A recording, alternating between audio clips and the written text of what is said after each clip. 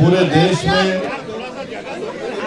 इस कानून के खिलाफ, इस बिल के खिलाफ, कानून में इस बिल के खिलाफ एक गुस्सा है, क्योंकि ये जो बिल मोदी हुकूमत लाई है ये आर्टिकल 25, 26 और 29 का वायलेशन करता है। राइट टू इक्वालिटी आर्टिकल 14 का वायलेशन करता है। और ये बिल लाया गया है, इसका मकसद एक ही है कि मुसलमानों से उनकी वक्फ की प्रॉपर्टीज़ को छीन लिया जाए। और इस तरह का कोई बिल हिंदू एंडोमेंट के बारे में या गुरुद्वारा प्रबंधक कमेटी के बारे में या फिर ईसाइयों के बारे में नहीं लाया जाता, सिर्फ मुसलमानों के लाकर। इसका मकसद एक ही है कि भारत के मुसलमानों की जो वक्फ की प्रॉपर्टीज़ है, जिसको सरकारी प्रॉपर्टी नहीं है, गवर्नमेंट प्रॉपर्टी नहीं है, वो एक प्राइवेट प्रॉपर्टी है, जिसको मुस्लिम समाज के हमारे बुजुर्गों ने अल्लाह के नाम पर इसको वक्फ किया है, चैरिटी के लिए, विडोज़ के लिए, कुरान की तालीम के लिए, कब्रस्तानों को दिया। तो ये सब चीज़ें मोदी सरकार इसको ख़त्म करने के लिए इस तरह के बिल को लाया है।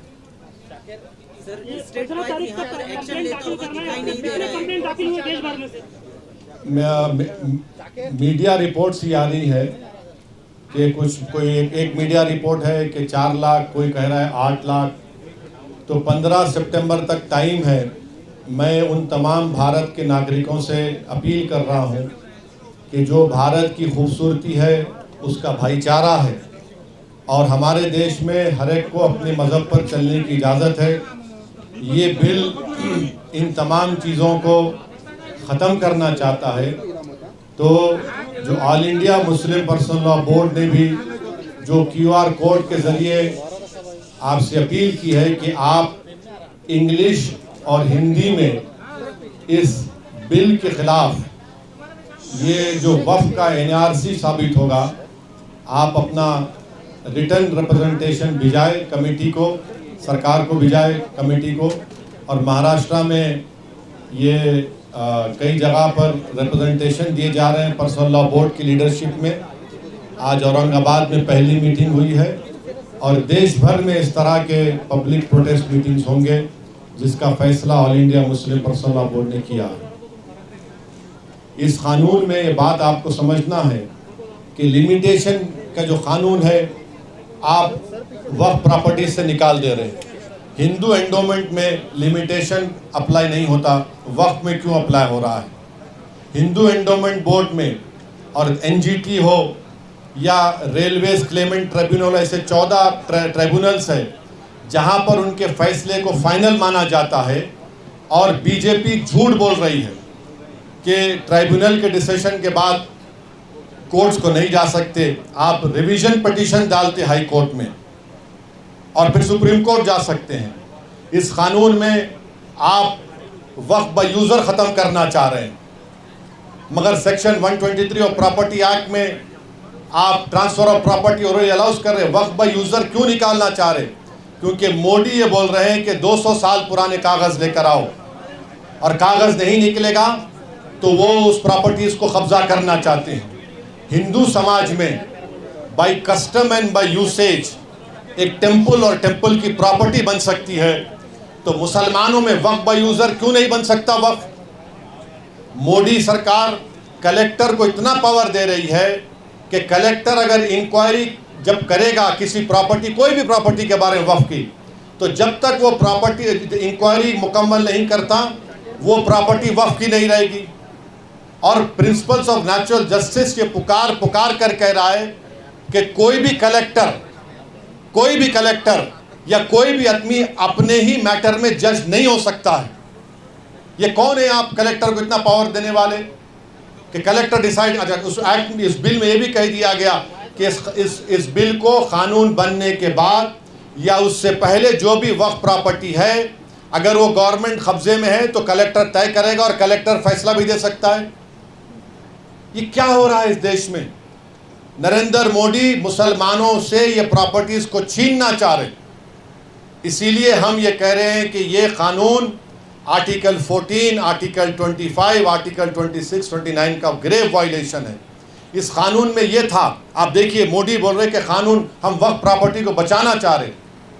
पहले 95 के एक्ट में था कि अगर कोई वक्फ की प्रॉपर्टी चोरी करता तो 2 साल की कैद बामुशक्कत, रिगरस इम्प्रिजनमेंट। मोदी जी उसको सिंपल इम्प्रिजनमेंट कर रहे हैं। अभी नॉन बेलेबल है, मोदी जी बोल रहे हैं बेलेबल कर दूंगा मैं। मुतवल्ली अगर कलेक्टर की बात नहीं सुनेगा सेक्शन 61 में, तो कलेक्टर मुतवल्ली को अगर बोलेगा कि मस्जिद को तुम बोल दो गवर्नमेंट प्रॉपर्टी नहीं करेगा तो कलेक्टर को 6 महीने की सजा। आप बताइए क्या क्या करना चाह रहे हैं मुसलमानों से आप? ये कानून बना रहे हैं। और जितने भारत की पॉलिटिकल पार्टीज हैं उनको सोचना पड़ेगा, चाहे वो इंडिया की सपोर्ट कर रहे हैं या नहीं कर रहे हैं, ये कानून भारत के कॉन्स्टिट्यूशन के खिलाफ है। आप कैसे इस तरह का कानून बना रहे हैं? आप पूरी प्रॉपर्टीज को छीनना चाह रहे हैं। ये काम इस बिल के जरिए मोदी करना चाहते हैं। सर, अगर एंटीलिया की बात की जाए तो उसमें कई सारे वक्त के मेंबरान थे, उन्होंने नॉन वक्त प्रॉपर्टी उसे घोषित किया है, तो उनको आप एक्शन लीजिए, उनको हटाइए। और वो मैटर सुप्रीम कोर्ट में है। महाराष्ट्र की सरकार एक स्टैंड ले, शिंदे की सरकार एक स्टैंड ले उसके बारे में कि वक्फ की प्रॉपर्टी, और वो तो आगा खानी वक्फ का है, यतीम खाना है वो। मैंने 2013 में जब ये बिल पास हो रहा था, मैं अपनी स्पीच में इस बात का जिक्र किया। यतीम खाने पर आप बना लिए, तो महाराष्ट्र की सरकार क्या बोलना है उसके ऊपर? तो यही देखिए, ये कानून क्यों बना रहे, ताकि सरकार कलेक्टर के जरिए इसको कहेगी वक्फ नहीं है, या फिर कहेगी कि लिमिटेशन एक्ट का कानून खत्म हो गया, या फिर इवैक्यू प्रॉपर्टीज की जितनी प्रॉपर्टियां सब कब्जा करना चाहती है। तो ये कानून वक्फ को बचाने के लिए नहीं लाया गया है, ये कानून वक्फ को खत्म करने के लिए नरेंद्र मोदी लाए हैं। आप इमाम इस पार्टी की इस तरफ आ रही है, लेकिन कांग्रेस इस बारे में कुछ ज्यादा बोल नहीं रही है। देखिए, आप मेरे बारे में पूछिए, मैं दूल्हा आपके सामने बैठा हूँ, अब दूसरे नहीं है तो मैं क्या करूँ? अब आप मेरे को क्यों उधर लेके जा रहे हैं? इसके रोकने के लिए अवाम में एक प्रोटेस्ट, अवाम में एक बेदारी, और अवाम जब ये फैसला कर ले कि ये कानून जो बिल लाए हैं ये वक्फ की प्रॉपर्टीज़ को बचाने के लिए नहीं बल्कि वक्फ के प्रॉपर्टीज़ को बर्बाद करने के लिए लाया जा रहा है। ये आप बताइए, कोई किसी कानून में कोई कहता है हिंदू धर्म में या सिख धर्म में या जैन धर्म में कि उसको 5 साल हिंदू, सिख और जैन होना पड़ेगा तभी वो दान दे सकता है? ये बिल में कह रहे हैं कि उसको 5 साल मुसलमान रहना पड़ेगा, उसके बाद वो वक्फ कर सकता है। अरे भाई, तू होता कौन है मेरे को डिसाइड करने वाला? 5 साल? अब क्या 5 साल के बाद मोदी जी गले में हाथ डाल के बोलेंगे आओ सेल्फी ले लो, तुम 5 साल तुम्हारे मुकम्मल हो गए, तुम मुसलमान हो गए? अब मुझे सर्टिफिकेट लेने के लिए मोदी जी के पास जाना पड़ेगा कि मैं मुसलमान हूं? ये भारत के सुप्रीम कोर्ट का जजमेंट है 2006 या 12 का, रामजी दास कुछ, उसके खिलाफ है ये। इस तरह का कानून बना रहे हैं। आप जेपीसी में है सर, जेपीसी की बैठक किस मोड़ पर जारी है? नहीं, देखिए, वो जेपीसी नहीं है, वो joint working committee on Waqf amendment bill 2024 है। जेपीसी को इन्वेस्टिगेटिव पावर्स हो सकते आउटसाइड द बिल ऑल्सो।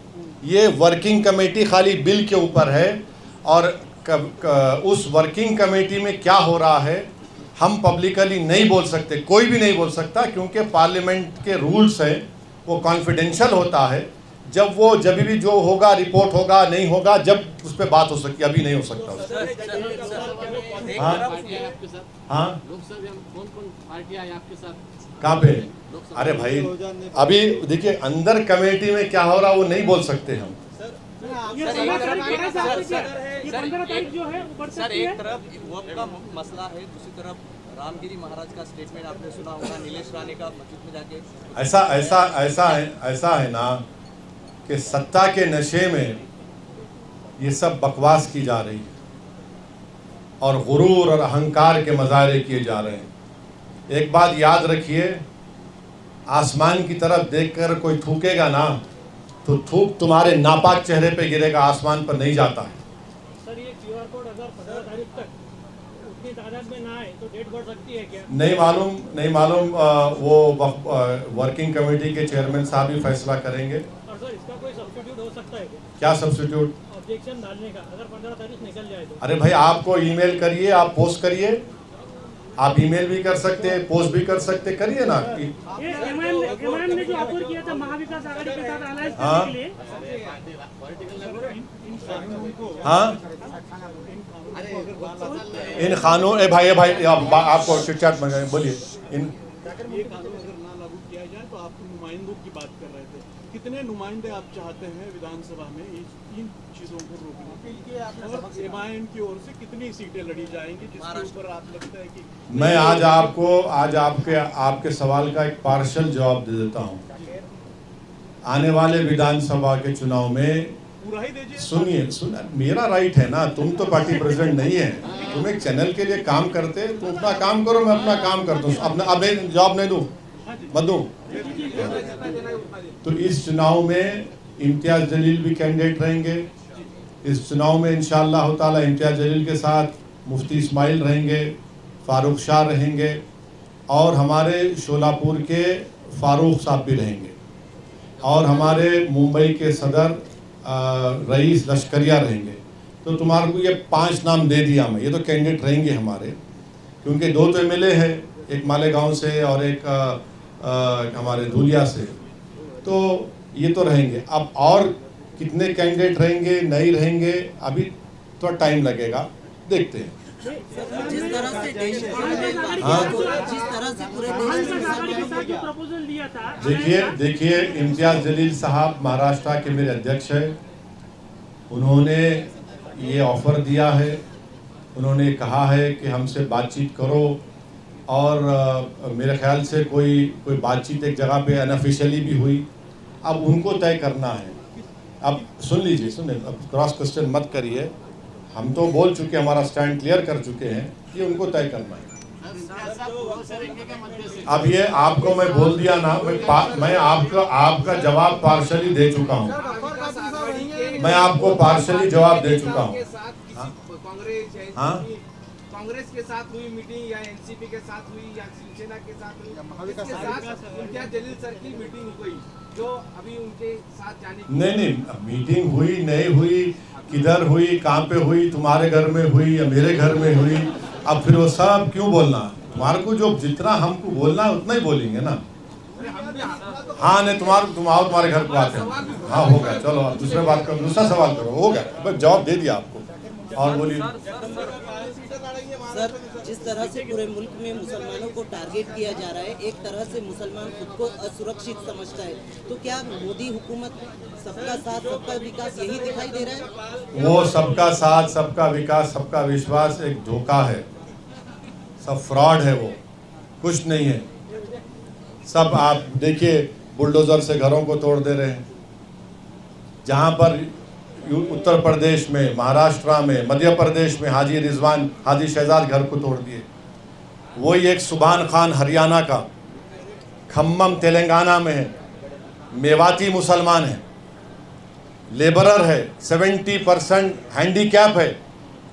सुभान खान बुलडोज़र चला के ये अपने जेवीसी को चलाकर 9 लोगों की जान बचा कर लाया। ये मोदी के बुलडोज़र में और सुभान खान के बुलडोज़र में फ़र्क है।